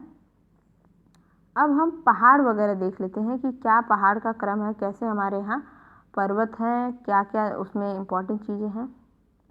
देखिए, इंडिया का जो ऊपर वाला पार्ट है, ये जहाँ पे हमने अभी देखा कि ये पूरा का पूरा क्या है, ये पहाड़ी है। तो सबसे पहले जो हमारा जम्मू कश्मीर और लद्दाख वाला पार्ट आता है, इन 3 में एक बहुत इम्पोर्टेंट श्रेणियाँ हैं, एक काराकोरम है, एक लद्दाख है, और जस्कर है, ठीक है। काराकोरम, लद्दाख, जस्कर जो है ये ट्रांस हिमालय है, और one of the important part, ये हिमालय का पार्ट नहीं है, ये ट्रांस हिमालय है, इसमें बिल्कुल कंफ्यूज नहीं होना है आपको। ये ट्रांस हिमालय और हिमालय अलग चीज़ होती है, ठीक है। एक्सप्लेन करने लगे तो बहुत ज़्यादा हो जाएगा, इसलिए इम्पैक्ट वाली चीज़ें देख के चलते हैं। तो ये काराकोरम, लद्दाख, जस्कर जो है ऊपर की श्रेणियाँ हैं जो कि जम्मू कश्मीर और लद्दाख में पाई जाती हैं, और ये किसके पार्ट है, ट्रांस हिमालय के पार्ट है। काराकोरम के ऊपर एक हमारे भारत का सबसे ऊंचा पर्वत है, क्या नाम है उसका, केटू गाडविन आस्टीन, ठीक है। केटू गाडविन आस्टीन जो है काराकोरम की सबसे ऊंची पर्वत है, और कितने किलोमीटर का है ये, 11 मीटर का है, नॉट किलोमीटर, मीटर, ठीक है। उसके बाद से अब इसमें क्या पूछता है कि काराकोरम और लद्दाख के बीच से कौन सी नदी जाती है, सिंध नदी जाती है, जो भी हमने सिंधु गंगा पढ़ा था ना, सिंधु सिस्टम, तो वो काराकोरम और लद्दाख के बीच से ही निकलते हुए आती है, अब यहाँ से ऐसे आएगी, ऐसे से, ठीक है। और लद्दाख और जस्कर के बीच में क्या देखने को मिलता है, एक मिनट, सिंधु नदी नहीं सॉरी देखिए, काराकोरम और लद्दाख के बीच में से श्योक नदी देखने को मिलती है और लद्दाख और जस्कर के बीच में से सिंधु नदी। वेरी सॉरी, कंफ्यूजन ना होइएगा आप। देखिए काराकोरम, लद्दाख, जस्कर, तो इसमें से जो है हमारी श्योक नदी निकलती है और यहाँ से जो है सिंधु नदी निकलती है। ठीक है, तो सिंधु नदी किन दो श्रेणियों के बीच में से गुजरती है? तो लद्दाख और जास्कर से, LJ। ठीक है, यहाँ देख लिया। और श्योक नदी क्या है? तो सिंधु की सहायक नदी है। ठीक, और भारत का सबसे ऊंचा पर्वत कौन सा है? वो है केटू काडवी नास्टिन। कहाँ स्थित है? काराकोरम के ऊपर स्थित है। काराकोरम किस हिमालय का पार्ट है? ट्रांस हिमालय का पार्ट है। कंप्लीट हो गया। अब हम हिमालय पे चलते हैं जिसमें हमको माउंट एवरेस्ट मिलता है। तो हिमालय जो है यहाँ नंगा पर्वत से शुरू होता है और नामचा बरवा तक जाता है। ठीक है, इसका सबसे पश्चिमी छोर है ये नंगा पर्वत और इसका सबसे पूर्वी छोर है अरुणाचल प्रदेश का नामचा बरवा। यही वो नामचा बरवा है जहाँ से ब्रह्मपुत्र जो है एंट्री मारती है साउथ की तरफ, यहाँ पे टर्न हो जाती है इंडिया में। ठीक है, तो ये नामचा पर्वत तक जाती है ये हमारी हिमालय। अब हिमालय में जो है 3 तरह के मतलब की श्रेणियाँ हैं इसकी। एक बृहद हिमालय है, एक मध्य हिमालय है और एक शिवालिक पर्वत है। सबसे नीचे वाले को हम शिवालिक बोलते हैं। जो ग्रेटर हिमालय जो है ये सबसे ऊपर है, उसके नीचे क्या है? मध्य हिमालय। और इसी मध्य हिमालय में आपको सारे घाटी, पहाड़ी, जितने भी पहाड़ी इलाके, मनाली, कुल्लू घाटी, ये सब जितनी भी घाटी हैं वो सब आपको मध्य हिमालय में ही मिलेंगी। मध्य हिमालय को हम लेसर हिमालय बोलते हैं, हिमाद्री भी बोलते हैं। ठीक है, जितने भी हिल स्टेशन हैं, अगर आपको क्वेश्चन बनता है ये घाटी, वो घाटी, कुल्लू घाटी, मनाली घाटी किस हिमालय श्रेणी में है? तो मध्य हिमालय श्रेणी में, यानी कि लेसर हिमालय श्रेणी, हिमाद्री में। इसी में आपको पीर पंजाल मिलेगा, इसी में आपको धौलाधार मिलेगा। ये सब क्या है? पहाड़ों की रेंज है, छोटी छोटी घाटियाँ हैं ये सब। और इसी में आपको जवाहर सुरंग भी मिलेगा जो कि बहुत इंपॉर्टेंट है पीर पंजाल पे। ठीक है, तो ये सारी चीज़ें कहाँ पाई जाती हैं? ये सब मध्य हिमालय में पाई जाती हैं। इसके नीचे आते हैं हम शिवालिक में। अब शिवालिक के साथ ही हम धीरे धीरे ज़मीन पे आ जाते हैं, मतलब कि समतल में आ जाते हैं, है ना। अब शिवालिक में क्या चीज़ है आपको देखने को क्या मिलेगा? जो यहाँ से गंगा पर्वत शुरू होता है, सॉरी नंगा पर्वत है वो।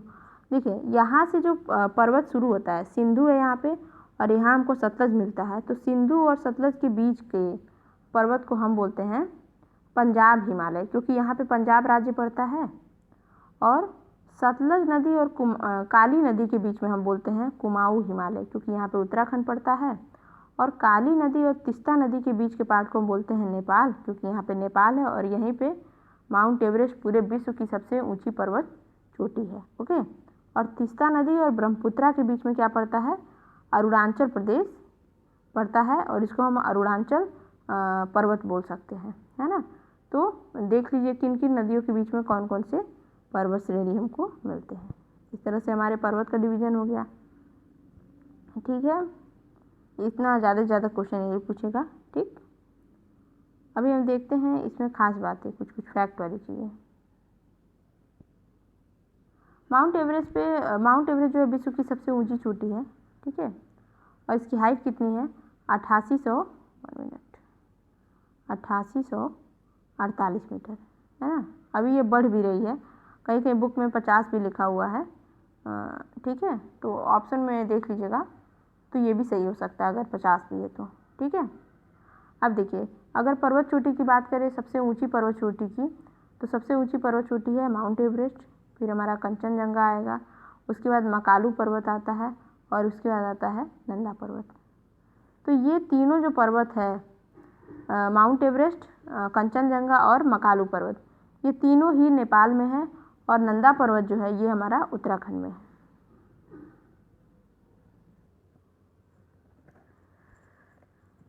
क्वेश्चन में अगर आपसे पूछता है कि चोटियों का क्रम, कि कौन सा पर्वत सबसे ऊंचा है, ऐसे क्रम में लगाइए, ऑर्डर में लगाइए। तो देखिए माउंट एवरेस्ट तो वैसे ही सबसे ऊंचा पर्वत चोटी है। ठीक है, उसके बाद कौन सा आता है? कंचनजंगा आता है। ठीक है, और यहाँ पे मैंने ये छोड़ दिया था, तो उसके बाद कंचनजंगा के बाद जो आता है मकालू आता है। सबसे पहले माउंट एवरेस्ट आता है। ठीक है, सबसे पहले माउंट एवरेस्ट आता है, फिर उसके बाद से कंचनजंगा आता है, उसके बाद से मकालू आता है, देन नंदा पर्वत आता है। नंदा हमारे इंडिया में है और ये तीनों जो कहाँ पे है, ये सब नेपाल में है। ठीक है, और इसकी ऊंचाई भी पढ़ लीजिएगा कि जो माउंट एवरेस्ट है उसकी ऊंचाई कितनी है, 8848 है, मतलब कि 8848 है, और ये 8598 है। मकालू जो है 8463 है, और जो नंदा पर्वत है वो जो है 7816 किलोमीटर की मीटर है, सॉरी किलोमीटर नहीं मीटर है। तो ये हमारे पर्वत चोटियों का क्रम, अगर क्वेश्चन ऐसे पूछता है तो उसमें भी आप कर लेंगे। अब देखिए जो हमारा ये है सिस्टम, यहाँ पे देखिए, यहाँ पे एक तरह से पामीर नॉट है, पामीर की चोटी है यहाँ पे, इसी से ट्रांस हिमालय निकलता है, इसी से इधर कुनलुन पर्वत निकलता है, हिंदू कुश निकलता है, सुलेमान, ये 4 पर्वत श्रेणियाँ निकलती हैं। तो उसी में से जो ट्रांस हिमालय हमारे इंडिया में आता है, और इसकी 3 श्रेणियाँ हैं, काराकोरम, लद्दाख और जस्कर। ठीक है, तो ये भी पूछ सकता है कि ट्रांस हिमालय किस चोटी से निकलता है, तो पामीर चोटी से निकलता है वो। ठीक है, वहीं से जो है ट्रांस हिंदू कुश, कुनलुन और सुलेमानी, ये सारी पर्वत श्रेणियाँ वहीं से निकलती हैं। अगर क्वेश्चन आपसे पूछता है कि पश्चिम यानी गुजरात से लेकर के अरुणाचल प्रदेश, पश्चिम से पूरब की तरफ चोटियों का क्या क्रम है ऊंचाई में, ठीक है, तो हम देखेंगे गाडविन है, नंदा पर्वत है, कंचनजंगा है, नौकरेक है, और सारामती है। ठीक है, ये पर्वतों का क्रम है इस तरह से। ठीक है, अगर इधर से मतलब वेस्ट टू ईस्ट पूछता है, ठीक है, ऑप्शन में कुछ भी दे सकता है, ऑप्शन के हिसाब से है, अगर आपको लंबाई याद रहेगी तो आप अच्छे से बता सकते हैं। ठीक है, अब राजस्थान में जो अरावली श्रेणी है वहाँ पे सबसे ऊंची पर्वत चोटी कौन सी है, तो गुरु शिखर, 1722 मीटर ऊंची है ये, और राजस्थान की सबसे ऊंची पर्वत चोटी कौन सी है, गुरु शिखर। किस पर्वत पे है, अरावली पे है। ठीक है, अब हम देखते हैं ये क्वेश्चन आपके पिछले वाले पेट के पेपर में पूछा है 2021 वाले में, कि माउंट एवरेस्ट पर जो भारतीय महिला चली थी बछेंद्री पाल, वो कब चढ़ी थी, ये पूछा था। ऐसा ही समझते कुछ क्वेश्चन था, मतलब ऐसा ही कुछ क्वेश्चन था, मुझे याद नहीं आ रहा अभी, कि ये पर्वत पे चढ़ाई करने वाला कुछ ऐसे पूछा था। तो मैंने यहाँ पे लिखा है कि माउंट एवरेस्ट पे चढ़ने वाली सबसे पहली महिला कौन थी। ठीक है, तो इसका आंसर है जुंको तांबेई। ठीक है, कौन है, जुंको तांबेई है, जो कि जापान की है। और कब चढ़ी थी ये, तो 16 मई 1975 को। बहुत इंपॉर्टेंट है, इसको याद कर लीजिएगा, इसके बहुत चांस है।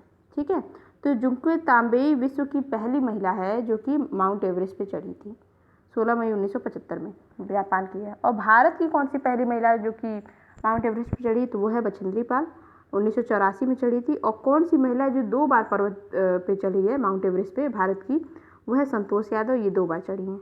ठीक है, अब हमने माउंट एवरेस्ट तक का तो देख लिया, अब हम देखते हैं नीचे का, मतलब कि ये वाला जो हमारा रीजन होता है इस तरह से, मेघालय वाला, इधर वाला।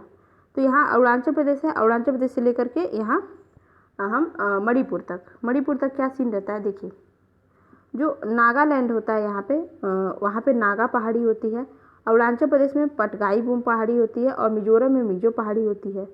ठीक है, फिर यहीं पे एक जो है, एक मिनट, अगर हम इस तरह से जाते हैं अरुणाचल प्रदेश में, यहाँ पे मेघालय पड़ता है ना, मेघालय में 3 पहाड़ियाँ हैं, गारो, खासी, जयंतिया पहाड़ी, और यहीं पे तीनों जनजातियाँ रहती हैं, गारो जनजातियाँ, खासी जनजातियाँ और जयंतिया।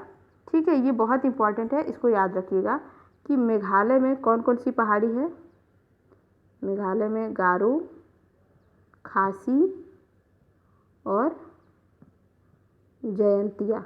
ठीक है, गारो, खासी, जयंतिया पूछता है, बहुत ज़्यादा पूछा ये। ठीक है, तो ये पर्वत चोटियाँ यहाँ पे हमको देखने को मिलती है मेघालय में। अभी अरुणाचल प्रदेश में कौन कौन सी पर्वत है, तो डाफला, मिसमी, अबोर, मिरी, मिकिर, ये चारों पहाड़ियाँ जो हैं कहाँ पे है, अरुणाचल प्रदेश में। नाम याद रख लेंगे तो ऑप्शन में नाम ही पूछता है, ज़्यादा कुछ नहीं पूछता है। और मध्य प्रदेश में कौन कौन से पर्वत हमको देखने को मिलते हैं, सतपुड़ा, महादेव, महाकाल पर्वत, है ना। महाराष्ट्र में कौन कौन से हैं, सतमाला और महाबलेश्वर। और नीलगिरी पहाड़ी कहाँ देखने को मिलती है, वो तो हमको तमिलनाडु और कर्नाटक और केरला के संगम पे मिलती है, यहीं पे नीलगिरी पहाड़ी है। जैसे मान लीजिए केरला हो गया, ये तमिलनाडु हो गया, और यहाँ पे कर्नाटक हो गया। ठीक है, इस तरह से। अब हम देखते हैं, हमने यहाँ पे पूरा पर्वत कंप्लीट कर लिया। अब ग्लेशियर्स देखते हैं, कौन कौन से ग्लेशियर इंडिया में देखे जाते हैं। मैंने मैप के हिसाब से समझाया है, ज़्यादा ईजी रहता है ये। तो ग्लेशियर ऊपर ही देखने को मिलेंगे, ठीक है, जो नॉर्थ वाला हमारा है माउंटेन वाला रीजन। तो देखिए लद्दाख में जो है आपको 6 ग्लेशियर देखने को मिलते हैं। कौन कौन से? सियाचिन जो कि सबसे ऊंचा है, सबसे ऊंचा ग्लेशियर कौन है? सियाचिन ही है, 76 किलोमीटर ऊंचा है, ठीक है। इसी के लिए चीन की लड़ाई भी हो रही है इंडिया के साथ। तो सियाचिन ग्लेशियर इंडिया में है, सॉरी इंडिया में लद्दाख में है और 76 किलोमीटर लंबा है, ठीक है। फिर द्रांग है यहीं पे, और चोगोलुग्मा इस तरह से कुछ है, सॉरी। तो ये 50 किलोमीटर लंबा है। और खारदोजंग, ठीक है, खारदोजिन कहाँ पे है? 41 किलोमीटर लंबा है। ये दोनों जो श्रेणियाँ हैं, सॉरी ये ग्लेशियर है, ये आपको कराकोरम में दिख जाएंगी। कराकोरम वही जो कि ट्रांस हिमालय का पार्ट है, ठीक है। कराकोरम पे ही हमारा केटू गाडविन आस्टीन पर्वत चोटी था, जो कि भारत की सबसे ऊंची पर्वत चोटी है। मैं बार बार थोड़ा रिपीट कर रही हूँ क्योंकि पूछ सकता है ये, ठीक। तो सियाचिन, द्रांग, चोगोलुंगमा और खारदोजिन, फिर इधर बियाफो और हिस्पारा और बाल्टोरो, ये जो है हमारा कहाँ पे है? ये पूरा इतना जो है 6-7 जो है पूरा ये लद्दाख में ही है। तो आप इसको बस ऐसे थोड़ा सा देख लेंगे कि लद्दाख में कौन कौन सा, वन साइड से देखना शुरू करिए और फिर थोड़ा सा मन में ऐसे रिवाइज करने की कोशिश करिए, ये बंद करके कि हाँ मुझे याद आ रहा है कि नहीं यहाँ पे है कि। इसी तरह से याद होती हैं चीज़ें, मैप से चीज़ें जल्दी याद हो जाती हैं, ठीक है। तो हमने लद्दाख का देख लिया। उसके बाद से हम उत्तराखंड में आते हैं। उत्तराखंड में आपको कौन कौन सी मिल जाएगी? गंगोत्री मिल जाएगी, यमुनोत्री मिल जाएगी, मिलाम ग्लेशियर मिल जाएगा, पिंडारी मिल जाएगी, कफनी मिल जाएगी, है ना। और यमुनोत्री, गंगोत्री, पिंडारी से तो नदियाँ निकलती हैं जिससे गंगा का निर्माण होता है ना। और सतोपत ग्लेशियर भी इसी में मिल जाएगा, ठीक। और सिक्किम में भी एक ग्लेशियर है जिसका नाम है जेमू ग्लेशियर। बस हमको ग्लेशियर में इतनी चीज़ें देखनी। मैप आप अच्छे से तैयार रखिएगा कि कौन सा ग्लेशियर। अब आप थोड़ा लंबाई देख लेंगे, इसमें मैंने मेंशन किया है। तो आप अगर क्रम पूछता है अवरोही क्रम या आरोही क्रम में सजाने में, इंक्रीजिंग डिक्रीजिंग में, ऊंचाई के हिसाब से, तो आप कर सकते हैं। अब हम फॉरेस्ट सिस्टम में आ जाते हैं। वन देखिए, भारत का ज्योग्राफी ऐसा है कि उसमें जो है हमारे यहाँ फॉरेस्ट सिस्टम एकदम अलग अलग तरीके के पाए जाते हैं, बहुत विविधता है यहाँ पे। तो देखिए कैसे कैसे पाए जाते हैं। ट्रॉपिकल एवरग्रीन या फिर सेमी एवरग्रीन फॉरेस्ट पाए जाते हैं। उष्णकटिबंधीय सदाबहार वन और अर्ध सदाबहार आर्द्रपर्णपाती वन, ठीक। फिर उष्णकटिबंधीय शुष्क यानी कि ट्रॉपिकल डेसिडुअस फॉरेस्ट, फिर ट्रॉपिकल थॉर्न फॉरेस्ट, फिर माउंटेन यानी पर्वतीय, और ये लिटोरल एवं स्वैम्प, मतलब लिटोरल एंड स्वैम्पी, मतलब कि जो लिटोरल एंड स्वैम्पी का मतलब है जो आपके कोस्टल रीजन में जितने भी पाए जाते हैं, जैसे पश्चिमी घाट, पूर्वी घाट वाले जितने भी हैं, ठीक है। अब देखिए थोड़ा सा एक मैं ये टर्म बता दें। जैसे ये अर्थ है ना, अर्थ ये आपका भूमध्य रेखा है, ये कर्क रेखा है और ये मकर रेखा है। इंडिया कहाँ पे है? इंडिया यहाँ पे है कहीं, ठीक। तो इंडिया का क्या होता है, इतना वाला जो पार्ट है ये तो पूरा गर्म वाले रीजन में पड़ता है। ये कुछ इतना जो पार्ट है, ठीक है, ये इतना जो पार्ट है ये थोड़ा कम गर्म रीजन में पड़ता है, और ये पूरा कोल्ड रीजन में पड़ता है, ठीक है, पोलर की तरफ चला जाता है। तो इसलिए यहाँ पे आपको जो है फ्रोस्टी फॉरेस्ट मिलेंगे, शंकुधारी वृक्ष मिलेंगे, मतलब कि यहाँ पे बहुत ठंडी रहती है। यहाँ पे थोड़ा सा आपको नॉर्मल मिलेगा, और यहाँ पे बिल्कुल दलदली वाले मिलेंगे, मतलब यहाँ पे आपको पानी वाला, यहाँ अरब सागर भी है, तो इसलिए इस तरह के यहाँ के फॉरेस्ट मिलते हैं, ठीक है। अब चलिए मैप से समझते हैं, वो ज़्यादा ईजी होगा। ये आपका इंडिया है। अब ये टोटल इंडिया में हम पहले ऊपर से चलते हैं। यहाँ पे देखिए ये जो इतना रीजन है ना, ये जो इतना रीजन है ये क्या है? ये पूरा का पूरा माउंटेन है, मतलब कि पर्वतीय वन यहाँ पे पाए जाते हैं। पर्वतीय वन जो है इसमें आपको ज़्यादा कुछ क्वेश्चन ये पूछ सकता है, पर्वतीय वन कहाँ पाए जाते हैं। तो अब देखिए जम्मू कश्मीर आ गया, हिमाचल प्रदेश है, लद्दाख है, उत्तराखंड है, फिर यहाँ आपका क्या है, अरुणाचल प्रदेश है। तो इन स्टेट में कौन सा वन पाया जा रहा है? पर्वतीय वन पाए जा रहे हैं, यानी माउंटेन फॉरेस्ट। अब पर्वतीय वन के एग्जाम्पल पूछ सकता है, कौन कौन से पेड़ पौधे उसमें हैं। तो सिल्वर पाइन, जूनिपर, 1 मिनट थोड़ा सा इसको लार्ज करते हैं, ठीक है। Silver pine, Juniper, birch, rhododendron, blue pine, फिर स्प्रूस, चीड़, ठीक है, फिर ओक, चेस्टनट, ये सारे के सारे जो है किसके एग्जाम्पल हैं? तो माउंटेन फॉरेस्ट के एग्जाम्पल हैं, ओके। अब हम देखते हैं ये जो हमारा थार वाला रीजन है, ये पूरा फॉरेस्ट वाला रीजन, ये जो हमारा, इसको बोलते हैं हम क्या, ट्रॉपिकल थॉर्न फॉरेस्ट, यानी कि उष्णकटिबंधीय वन, है ना। उष्णकटिबंधीय वन जो है, अब देखते हैं इसमें क्या क्या एग्जाम्पल हैं। इसको देखिए, ये कहाँ कहाँ फैला, ये केवल देखने से लग रहा है ना कि यूपी और राजस्थान और गुजरात है, नहीं, ये पूरा यूपी तक भी इसके एग्जाम्पल देखने को मिलते हैं। कुछ कुछ यूपी में भी असर रहता है इसका, क्योंकि यूपी यहीं सटा हुआ है, ठीक है। तो यहाँ पे क्या एग्जाम्पल है, बबूल, बेर, खजूर, खैर, नीम, खेजड़ी, पलास। अब आपको अपने अगल बगल नीम बबूल तो दिख ही जाते हैं, तो बस वही एग्जाम्पल है। और ये कहाँ कहाँ पाए जाते हैं, यूपी, पंजाब, हरियाणा, राजस्थान, गुजरात, मध्य प्रदेश। तो उष्णकटिबंधीय मरुस्थलीय वन जो होते हैं, ये कहाँ पाए जाते हैं, इन स्टेटों में पाए जाते हैं। इनके एग्जाम्पल ये हैं। और ख़ासियत क्या है कि यहाँ की जो रेनफॉल होती है वो 50 सेंटीमीटर होती है, मात्र 50 सेंटीमीटर रेनफॉल यहाँ देखने को मिलती है, ठीक है। अब हम आ जाते हैं, ये जो कोस्टल इलाका है, यानी ये जो भी हमने देखा था स्वैम्पी वाला जो फॉरेस्ट है, ठीक, इस तरह से यहाँ पे क्या हाल है। तो यहाँ पे आपको 22 डिग्री मस्त टेम्परेचर देखने को मिलती है, और यहाँ पे आपको 200 सेंटीमीटर का अच्छी वाली बारिश देखने को मिलती है।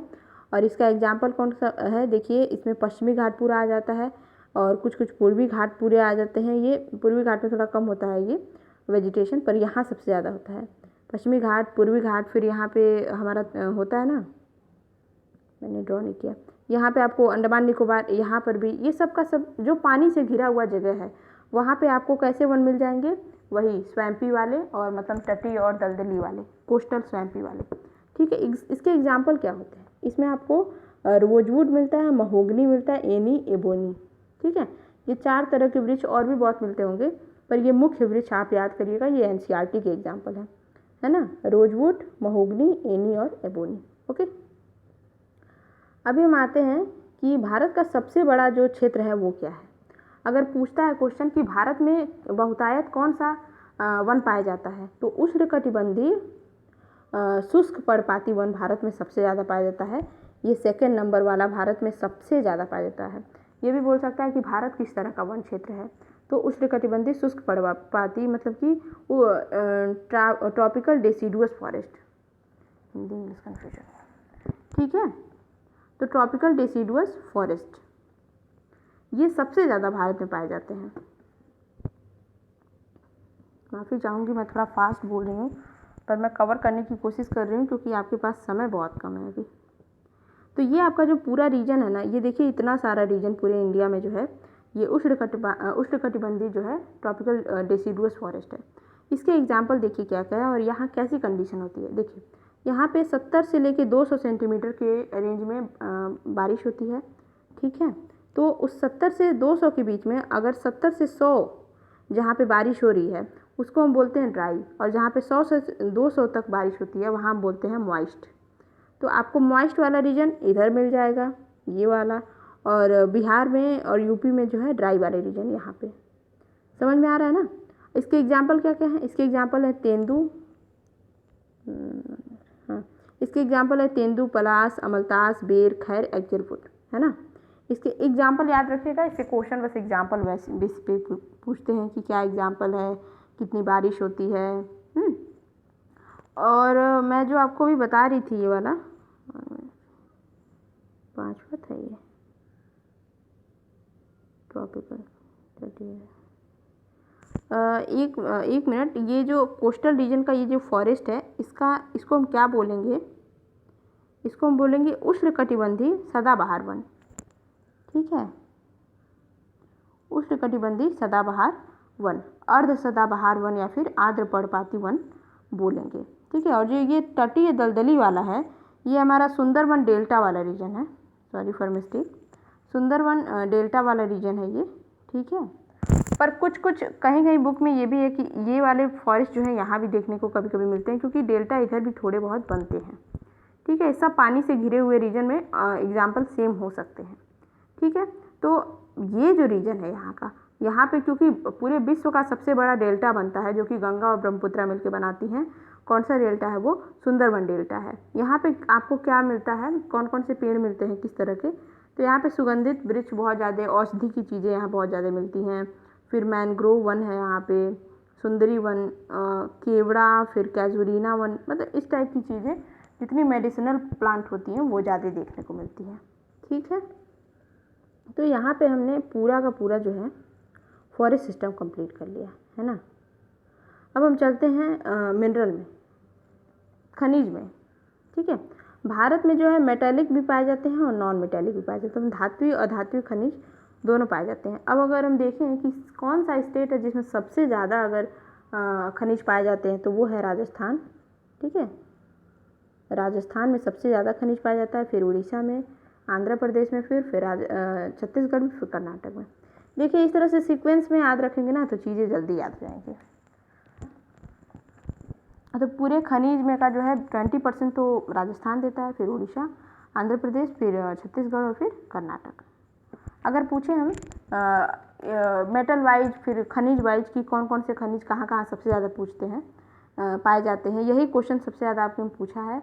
जैसे पिछली बार पूछा था खेतड़ी परियोजना किससे संबंधित है, तो खेतड़ी परियोजना कॉपर से संबंधित है और ये कहाँ पाया जाता है, राजस्थान में पाया जाता है ना। तो अब हम देखते हैं कि जो कॉपर मिनरल है वो कहाँ कहाँ पाया जाता है, तो राजस्थान में पाया जाता है, इसका प्रोडक्शन होता है।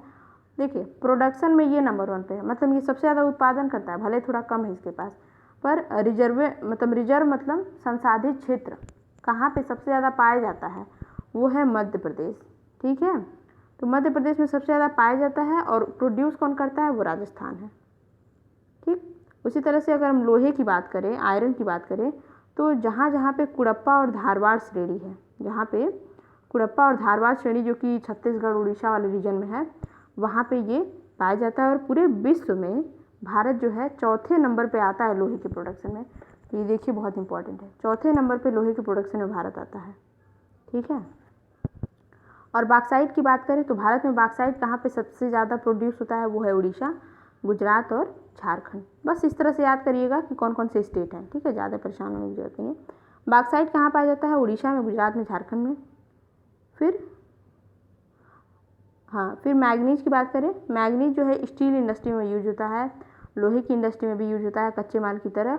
और इसके रिसोर्स जो कौन कौन से हैं वो है उड़ीसा, मध्य प्रदेश, महाराष्ट्र, गुजरात, यहाँ पे ये पाया जाता है।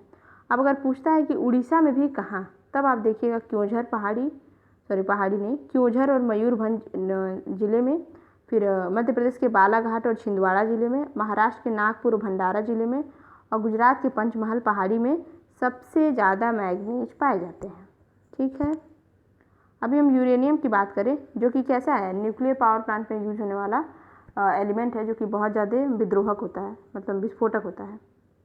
तो ये कहाँ पाया जाता है, झारखंड के जादूगोड़ा सिंहभूमि जगह है, वहीं पे पाया जाता है, सबसे ज़्यादा पाया जाता है। ठीक है, आंध्र प्रदेश के नेल्लोर डिस्ट्रिक्ट में भी पाया जाता है और राजस्थान के उदयपुर में भी पाया जाता है, पर सबसे ज़्यादा मेजॉरिटी में जो है झारखंड में पाया जाता है, जादूगोड़ा में। ठीक है, और कैसी जगह पे मिलता है, जहाँ पे धारवाड़ क्षेत्र आर्कियन श्रेणी, मतलब कि ये जितने भी सैल चट्टानें होती हैं, वैसा रीजन जहाँ पे भी बचा हुआ है वहाँ पे उसकी मोनाजाइट सैंड में पाया जाता है। इस बालू का नाम याद रखिएगा, इस सैंड का, सैंड भी कई टाइप की होती हैं। ठीक है, उसमें मोनाजाइट सैंड में पाया जाता है यूरेनियम। ठीक है, अभी हम माइका में आ जाते हैं, अभ्रक यानी माइका। ये किस तरह की चट्टानों में पाया जाता है, तो ये आग्नेय और रूपांतरित में पाया जाता है, यानी इग्नियस एंड मेटामॉर्फिक में पाया जाता है। और इसका उत्पादन किस स्टेट में सबसे ज़्यादा होता है, तो वो है झारखंड, फिर आंध्र प्रदेश, फिर राजस्थान। राजस्थान में भी कहाँ, तो भीलवाड़ा और अजमेर अलवार में। ठीक है, थोड़ा ये जैसे कभी कभी ज़िले भी पूछता है, स्पेशली ज़िले में पूछ लेता है, इसलिए ज़िला भी पढ़ना पड़ेगा।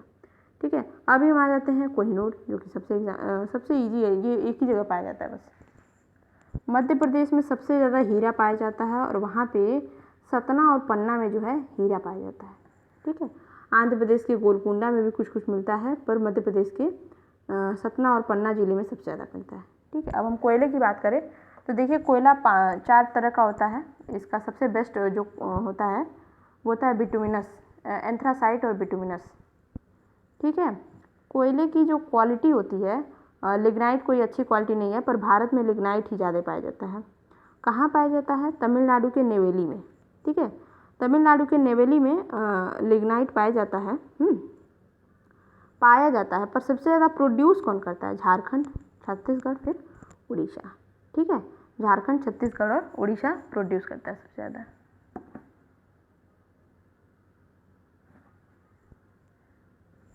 One minute. हाँ ठीक है, तो हमने देख लिया कोयले का पूरा। अब हम देखते हैं एटॉमिक मिनरल कहाँ कहाँ पाए जाते हैं, मतलब कि जो परमाणु ऊर्जा में यूज हो सकते हैं ऐसे मिनरल। तो जहाँ जहाँ धारवाड़ सिस्टम है, ठीक है, और पूरे विश्व में जो है इंडिया के पास सबसे ज़्यादा है, मतलब इंडिया में सबसे ज़्यादा एटॉमिक मिनरल पाए जाते हैं। प्रोडक्शन में नहीं इंडिया नंबर 1 पे है, पर रिजर्व में इंडिया के पास बहुत ज़्यादा है, पर प्रोड्यूस नहीं कर पाता है अभी। ठीक है, करेगा धीरे धीरे, पर हाँ सबसे ज़्यादा पाया जाता है इंडिया में। अब इंडिया में कहाँ पे ये सबसे ज़्यादा पाया जाता है, तो वो देख लेते हैं केरला के मोनाजाइट सैंड में। और कौन सा एटॉमिक मिनरल की बात कर रहे हैं हम, थोरियम की बात कर रहे हैं, है ना। थोरियम भी न्यूक्लियर में, एटॉमिक एनर्जी में यूज होता है। तो थोरियम कहाँ पाया जाता है, केरला के मोनाजाइट में, और कोल्लम जिले में पाया जाता है, तमिलनाडु के कोल्लम जिले में, और उड़ीसा केरला के मोनाजाइट सैंड में पाया जाता है एटॉमिक मिनरल। ठीक है, और आंध्र प्रदेश के विशाखापट्टनम में थोड़े पार्ट में, सम पार्ट पाया जाता है, ज़्यादा नहीं। ठीक है, अभी हम गोल्ड की बात करते हैं। तो गोल्ड सबसे ज़्यादा कहाँ पाया जाता है, तो कर्नाटक के कोलार खान की बात करें तो सबसे ज़्यादा कोलार खान में कर्नाटक के पाया जाता है। और वहाँ पे कैसी चीज़ें हैं, कैसी जगह हैं, तो वहाँ पे आग्नेय और कायांतरित चट्टानों में पाया जाता है, यानी कि igneous and metamorphic rocks. Okay, अभी हम जिंक में आ जाते हैं। तो जिंक सबसे ज़्यादा कहाँ पाया जाता है राजस्थान में, फिर उड़ीसा में, फिर जम्मू कश्मीर में भी। ठीक है, ये रिजर्व की बात हो रही है, पाए जाने की बात। तो राजस्थान, उड़ीसा एंड जम्मू कश्मीर। अब यूरेनियम की बात करें, यूरेनियम को हम मेटल ऑफ होप भी बोलते हैं। ये कहाँ पाया जाता है, ये है दक्षिण के मोनाजाइट सैंड, मतलब वही साउथ वाले पार्ट में, यहाँ तमिलनाडु, केरला वेरला में पाया जाता है, मोनाजाइट सैंड में। और वहाँ पे धारवाड़ और अर्कियन टाइप के चट्टानों में पाया जाता है यूरेनियम। चांदी की बात करें तो चांदी हमारा राजस्थान के चित्तौड़गढ़ में पाया जाता है, कर्नाटक में, आंध्र प्रदेश में, झारखंड में, है ना, पाया जाता है। और पेट्रोलियम प्रोडक्ट सबसे ज़्यादा कहाँ पाए जाते हैं, अगर हम पेट्रोलियम प्रोडक्ट जो है समुद्री इलाकों से निकलते हैं, मतलब वहाँ पे फिर चीज़ें होती हैं, खुनाई होती है, ये सारी बहुत प्रोसेस होती हैं। तो असम के डिगबोई में, गुजरात के खंबात में, और पश्चिम घाट के महाराष्ट्र और मुंबई में। एक मैं थोड़ा इंपॉर्टेंट चीज़ बता दूँ, ये गुजरात का ऐसे जो रहता है कान की तरह स्ट्रक्चर, ये जो है कच्छ की खाड़ी है और ये खंबात की खाड़ी है। ठीक है, थोड़ा कन्फ्यूजन रहता है इसमें, ये कच्छ की खाड़ी है और ये खंबात की खाड़ी है, इसके वजह से नीचे इस तरह से रहता है। ठीक है, अभी हमने जो है पूरा का पूरा फिजिकल जो है ज्योग्राफी कंप्लीट कर लिया है। अब हम आ जाते हैं पॉलिटिकल ज्योग्राफी में। इसमें ज़्यादा कुछ है नहीं, और यस।